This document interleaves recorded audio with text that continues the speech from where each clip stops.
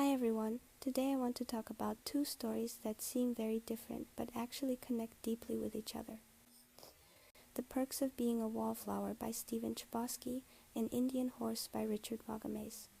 The Perks of Being a Wallflower is familiar to most of us. It's about growing up, dealing with pain, and figuring out who you are. Indian Horse takes us to a much heavier and wider historical landscape.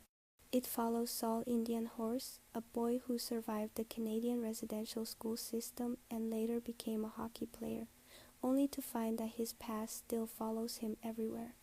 The book shows Saul's journey of self-awareness and self-acceptance.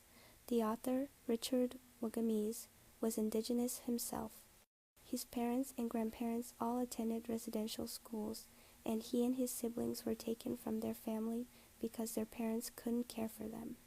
When Richard was 16, he ran away from his adoptive parents because of abuse, and he spent years living on the street, struggling with addiction. He eventually found safety in books, thanks to a kind librarian, and became a writer. So even though Indian Horse is a novel, it feels incredibly real, especially in the way it describes what Saul saw and lived through at the residential school. To understand both characters better, we can use trauma theory. Both Charlie and Saul experience something called dissociation. Trauma theory says that when the pain is too big, the mind disconnects from the body to protect itself.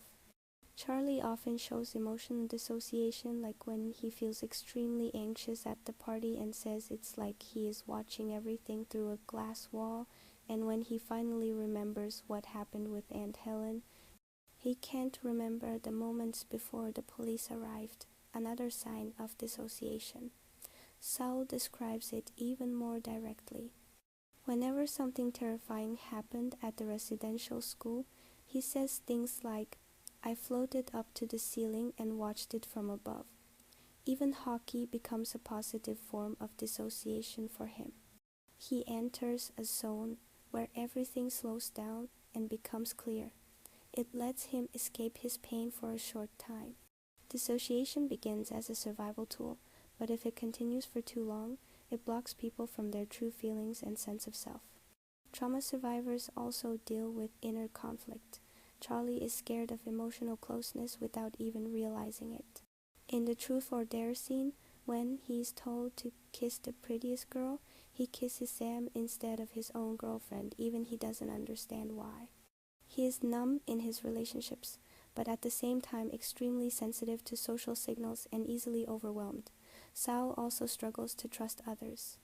He can't share his story at the recovery center, and he feels disconnected from everything around him. That's deep numbness.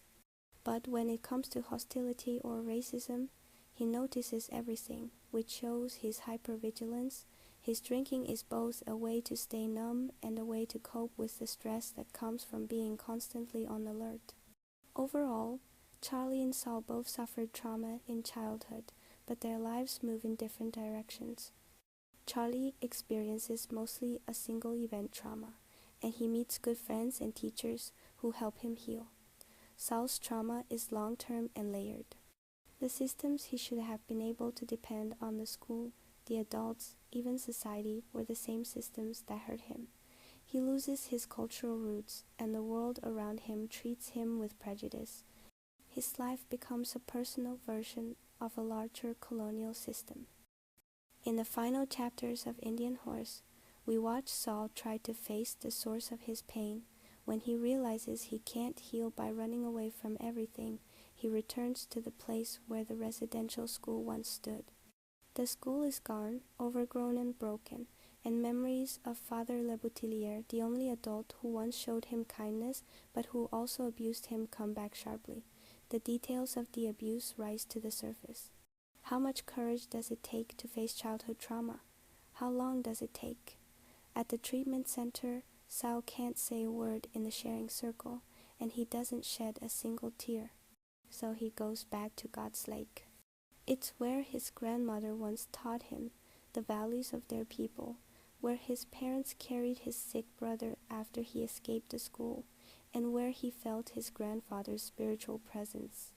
Standing there, everything feels the same as before. A heart that has been hurt for so long finally cracks open. He imagines the faces and voices of his family, the people he lost, and he collapses to the ground, crying for the first time. That's the moment his healing finally begins.